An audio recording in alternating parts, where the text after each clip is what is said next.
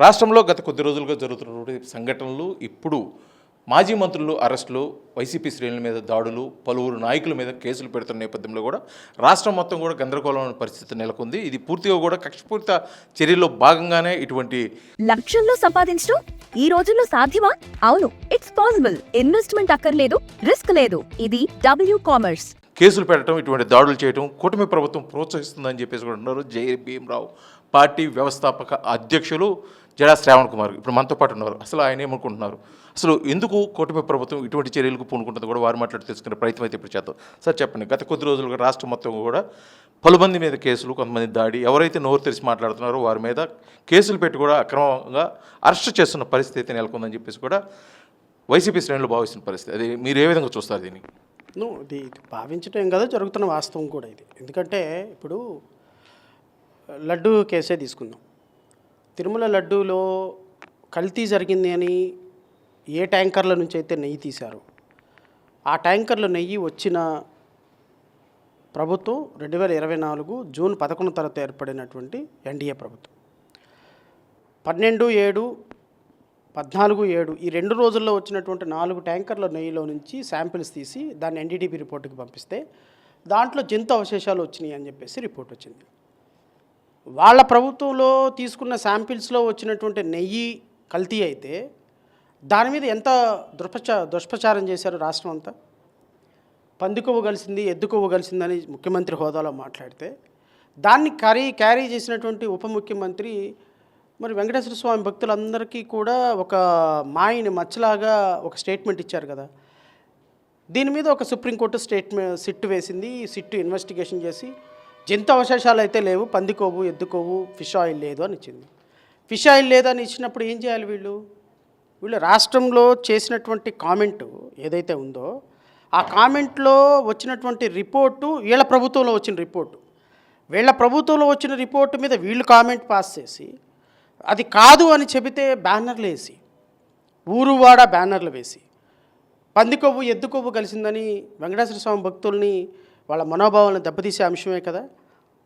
ఈ బ్యానర్లు వేసి ఒక రాజకీయ పార్టీని బదనాం చేయాలని చూసినప్పుడు సహజంగానే వాళ్ళ కార్యకర్తలు, వాళ్ళ నాయకులు ఆ బ్యానర్లు రిమూవ్ చేయాలని చూస్తారు.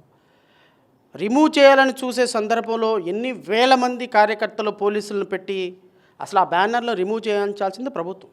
ఒకవేళ ఎవరైనా కార్యకర్తలు వేస్తే ఆ బ్యానర్లు రిమూవ్ చేయడానికి వెళ్తున్నటువంటి అంబటి రాంబాబు మీద దారుణంగా దాడి చేసినటువంటి పరిస్థితులు మనం చూసాం. ఒకవేళ అంబటి రాంబాబు గారు ఆ విధంగా మాట్లాడుంటే తప్పది, ఖచ్చితంగా ఖండించాల్సిన అంశం. అయితే మీరు ఒక మాజీ న్యాయమూర్తిగా ఇప్పుడు జరుగుతున్నటువంటి సంఘటనల మీద ఏ విధంగా న్యాయపరమైన చర్యలు తీసుకుంటే బాగుంటుందంటారు?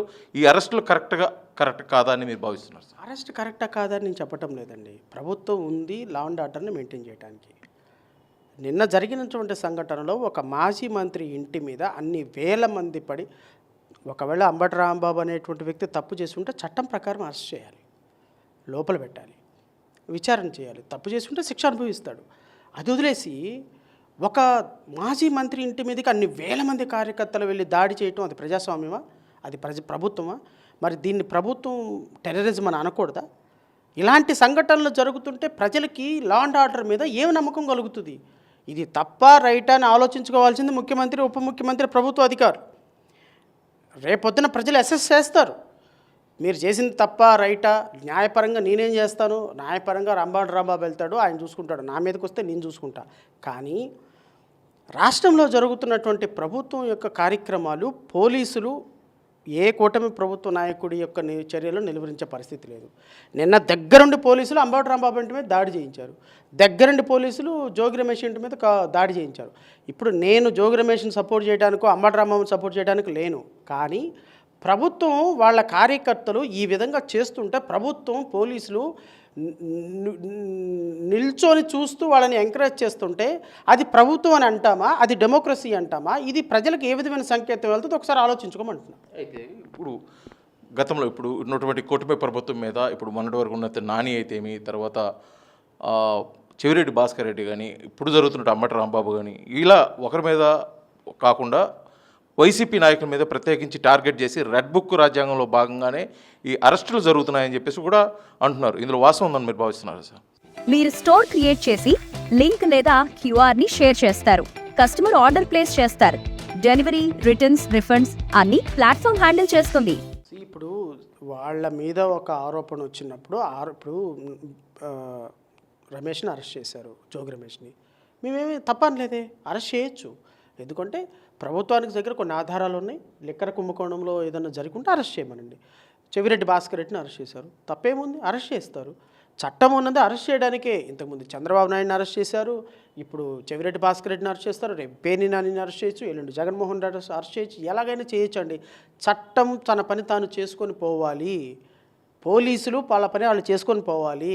చట్ట ప్రకారం ప్రభుత్వం నడవాలి, అంతే తప్ప కర్రలు, కత్తులు, రాడ్లతోటి ప్రభుత్వం నడవకూడదు. ముఖ్యంగా వైసీపీలో ఎవరైతే హాట్ టాపిక్గా ఉన్నారో, ఎవరైతే గొంతు పెద్దదిగా ఉందో, గతంలో టీడీపీని కానీ, జనసేన కానీ, బీజేపీని కానీ పూర్తి స్థాయిలో విమర్శించిన నాయకులనే ప్రత్యేకించి టార్గెట్ చేసి, అంటే ఎవరైతే దూషించారో వాళ్ళనే టార్గెట్ చేసి కేసులు పెడుతున్నారు. అదే కోణంలో కూడా మొదటి నుంచి కూడా ఏ విషయం కూడా పూర్తి స్థాయిలో ఖండిస్తూ, అంటే పదజాలం కూడా చాలా సీరియస్గా మాట్లాడేటువంటి జడ శ్రావణ్ కుమార్ మీద కూడా అరెస్టులు చేసే అవకాశం ఉందా, దాడులు చేసే అవకాశం ఉందా? ఎందుకంటే అది మొదటి నుంచి కూడా ఏ ప్రభుత్వం ఉన్నా సరే పూర్తి స్థాయిలో విమర్శిస్తారు కాబట్టి అతని మీద కూడా అరెస్టులు చేయొచ్చు, అతను కూడా కేసులు పెట్టచ్చు అనే ఒక ప్రచారం అయితే నడుస్తుంది. దీన్ని మీరు ఏమనుకుంటారు?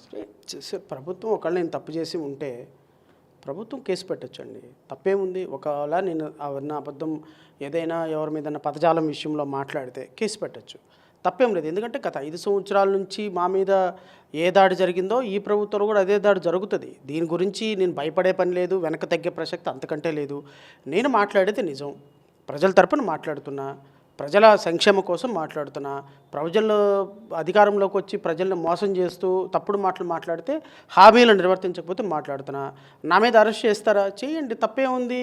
చట్టం ప్రకారం నేను ఎలా బయటకు రావాలో, ఒకవేళ నేను తప్పు చేస్తుంటే కోర్టుకు వెళ్తాను, నా మీద కేసులు పెడితే నేను కోర్టుకు వెళ్తాను, బెయిల్ తెచ్చుకుంటాను. ఒకవేళ బెయిల్ రాకపోతే అరెస్ట్ అవుతాను, లోపల ఉంటాను. అల్టిమేట్గా లా విల్ ప్రివైల్. నా మీద ఏదైనా కేసులు పెడితే నేను తగ్గే ప్రసక్తే లేదు. నా మీద ఏదో దాడి చేస్తారని వెనక్కి తగ్గే ప్రసక్తే లేదు. నా మీద ఏదో చేస్తారు అని వెనక్కి తగ్గి వాళ్ళతో జీహూజురు అనే ప్రసక్తి అంతకు లేదు. నువ్వు నా మీద కేసు పెట్టావు అనుకో, ఒకరోజు ప్రెస్ మీట్ పెట్టావని కేసు పెట్టిన దగ్గర నుంచి 2 రోజులకు ఒక ప్రెస్ మీట్ పెడతా. ఒకవేళ నన్ను అరెస్ట్ చేసి నా మీద దాడి చేశారనుకోండి, ఎవ్రీడే ముఖ్యమంత్రి చంద్రబాబు నాయుడు ప్రభుత్వం మీద నా పోరాటం ఎవ్రీడే కొనసాగుద్ది. ఇప్పుడు మీడియా పరంగాను ఇంకో పరంగా కొనసాగుతున్న పోరాటం రేపొద్దున ఫిజికల్గా కొనసాగుద్ది. నా మీద దాడి చేసినా, నా మీద దాడి చేస్తే ప్రజల మీద చేసినట్టే. నేను మాట్లాడే దాంట్లో ఏమైనా తప్పు ఉంటే నా మీద మాట్లాడితే అది ప్రజల మీద చేసినట్టే. లేదు నన్ను ఇంకా దాడి చేస్తాము, ఇప్పుడు సోషల్ మీడియాలోనో ఇంకో చోట దాడి చేస్తున్నారు, ఫోన్లు చేసి బెదిరిస్తున్నారు. ఎవరి బెదిరింపులకి భయపడే ప్రసక్తే లేదు. భయపడే జైభీం పార్టీ అధ్యక్షుడు శ్రవణ్ కుమార్ కాదు. నా వెనక కొన్ని లక్షల మంది కార్యకర్తలు ఉన్నారు. నా వెనక అంబేద్కర్ ఐడియాలజీ ఉంది. అంబేద్కర్ని అమ్మానించే ప్రతి ఒక్కళ్ళు నా వెనక ఉన్నారు. ఒకవేళ ప్రభుత్వం నా మీద ఏదైనా టార్గెట్ చేసిందనుకోండి, ఖచ్చితంగా ప్రభుత్వమే ప్రజలకు సమాధానం చెప్తుంది.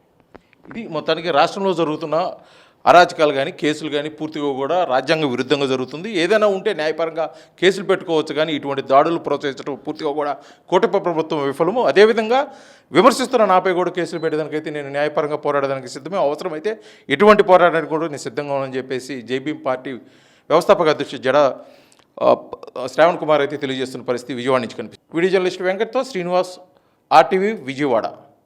హోమ్ మేకర్ అయినా, కంటెంట్ క్రియేటర్ అయినా, కిరాణా షాప్ ఓనర్ అయినా అందరికీ సమాన అవకాశం. భారతదేశం మొత్తం మీద దాదాపు 25,000 మందికి పైగా WCommerce తో స్టోర్స్ నడుపుతున్నారు. Visit www.wcommerce.store